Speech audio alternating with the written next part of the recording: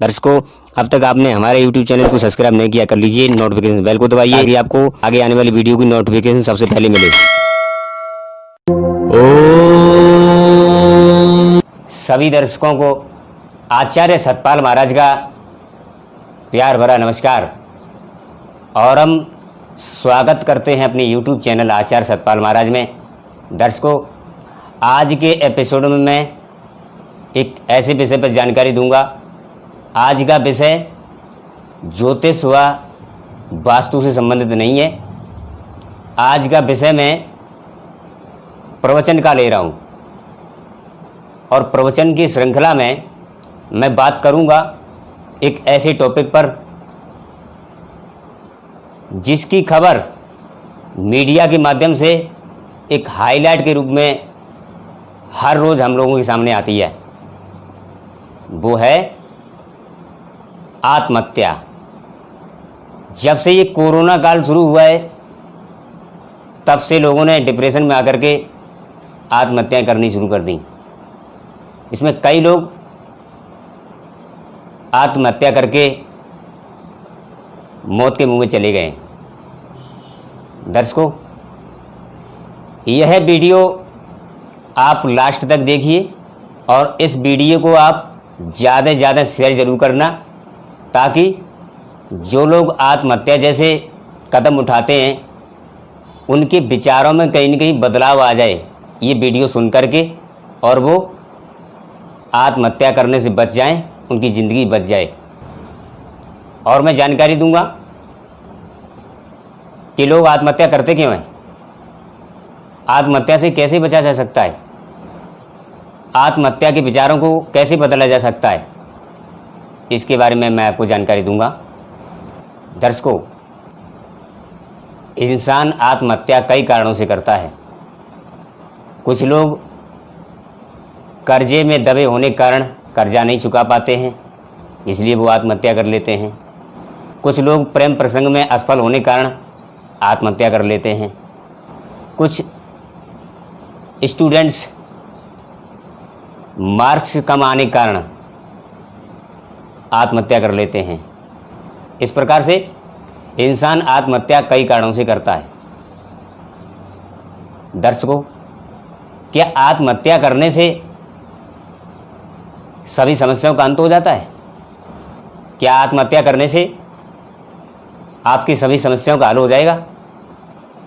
क्या आपके पीछे जो प्रॉब्लम है, क्या आपके पीछे जो समस्याएं हैं वो सॉल्व हो जाएंगी?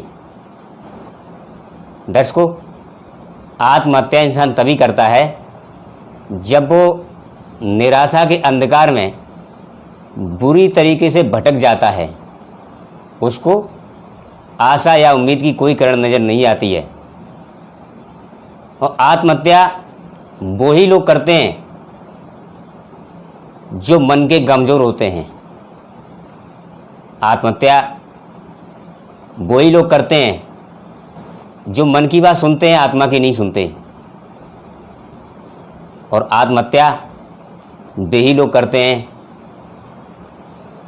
जिनको अपनी समस्या का सॉल्यूशन नहीं मिलता। दर्शकों, कुछ लोग आत्महत्या यह सोच के कर लेते हैं कि यह मेरा अपना शरीर है, मैं चाहे इसे नष्ट करूं चाहे कुछ भी करूं। नहीं दर्शकों, इस शरीर पर आपका ही केवल अधिकार नहीं है, इस शरीर से कई लोगों के रिश्ते नाते जुड़े होते हैं। और यह शरीर भगवान ने आपको आपकी इच्छा अनुसार नहीं दिया है। भगवान ने यह शरीर आपके कर्मानुसार भगवान ने ही निश्चित किया है। भगवान ने यह आपका जन्म अपने अनुसार निश्चित किया है, और वो भी आपके कर्मानुसार, कि आपका जन्म कहाँ होना चाहिए, किस प्रकार से होना चाहिए। दर्शकों, जिस प्रकार से गवर्नमेंट कोई नियम बनाती है, यदि हम वो नियम तोड़ते हैं तो गवर्नमेंट के द्वारा हमें पनिशमेंट मिलता है, सज़ा मिलती है। ऐसे ही भगवान ने ये जन्म का जो सिद्धांत बनाया है, तो इस नियम को, इस सिद्धांत को यदि हम तोड़ते हैं, आत्महत्या करते हैं, तो इसका पनिशमेंट भी हम लोगों को मिलेगा।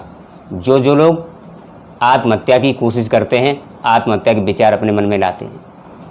दर्शकों, यह मानव शरीर जो है बड़े भाग्य से मिलता है। यहाँ पर गोस्वामी तुलसीदास रामचरितमानस में कहते हैं कि बड़े भाग्य मानस तन पावा, सुर दुर्लभ सदग्रंथन गावा। वो ये कहते हैं बहुत ही खुदकिस्मती से ये मानव तन मिला है। इस मानव तन के लिए देवता भी तरसते हैं। इस मानव शरीर में हम जो चाहे कार्य कर सकते हैं, हमारी जो इच्छा है हम वो खा पी सकते हैं, जहाँ जाना चाहें जा सकते हैं, कुछ भी कर सकते हैं। और यह मानव शरीर हमें 84 लाख योनियों के भोगने के बाद मिलता है। हमें इसको इस प्रकार से नहीं खराब करना चाहिए, हमें इसको इस प्रकार से बर्बाद नहीं करना चाहिए, नष्ट नहीं करना चाहिए। जो लोग आत्महत्या करके मर जाते हैं, भगवान उनको कहीं न कहीं भोग योनि के अंदर डाल देते हैं, बेसहारा पशु बना देते हैं। आपने देखा होगा, आवारा पशु तो देखे होंगे आप लोगों ने, वो बेचारे दर बेदर मारे मारे भटकते रहते हैं, भूखे प्यासे। ये सब उनके साथ जो होता है, लोग डंडे भी मारते हैं, भगाते भी हैं। वो कौन लोग हैं? वो आवारा पशु कौन है?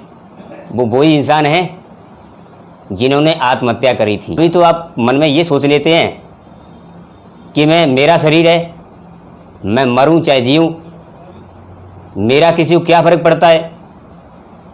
लेकिन आत्महत्या करने के बाद में भगवान आपको पशु की योनि में डाल देते हैं। फिर आप अपनी मन की बात किसी को शेयर नहीं कर सकते, अपनी दुख पीड़ा किसी को कह नहीं सकते, और अपने इच्छा अनुसार आप मर भी नहीं सकते। दर्शकों, समस्याएं तो हर किसी के जीवन में आती हैं। स्वयं भगवान श्री राम के जीवन में आई। उनको 14 वर्ष का वनवास हो गया, उनके पिता दशरथ का निधन हो गया, लक्ष्मण को शक्ति लग गई। तो कितना भयंकर बुरा वक्त उनके जीवन में आया। तो क्या वो आत्महत्या कर लेते? नहीं। यही सिचुएशंस और इतना ही बुरा वक्त राजा हरिश्चंद्र के जीवन में आया। धर्म के पीछे उनका सब कुछ लुट गया, सब कुछ बेचना पड़ा, यहाँ तक कि अपने बच्चा, आप स्वयं और उनकी तारा रानी, सब कुछ खो देने के बाद भी वो घबराए नहीं। वो समस्याओं से डटकर लड़ते रहे, मुकाबला करते रहे। लास्ट में उनको उनका सब कुछ मिल गया, राज पाट धन दौलत सब कुछ। ऐसे ही दूसरा उदाहरण देता हूँ राजा नल जी का। वो भी एक राजा थे, उनका भी इस प्रकार से सब कुछ लुट गया था। उन्होंने भी संघर्षों का सामना किया और लास्ट में उनको सब कुछ मिल गया। दर्शकों, ये ऐसे उदाहरण हैं जिनसे आपको अपने आप को मोटिवेट करना चाहिए। दर्शकों, आप मुझे देखिए, मेरे ऊपर इतनी परेशानियां हैं, मेरी आई साइड वीक है, मैं दूर का नहीं देख सकता, लेकिन फिर भी मैं रात के 2-2 बजे जाग करके मेहनत करके आपके लिए वीडियो को तैयारी करता हूँ और स्टूडियो में आकर के आपके लिए वीडियो बनाता हूँ।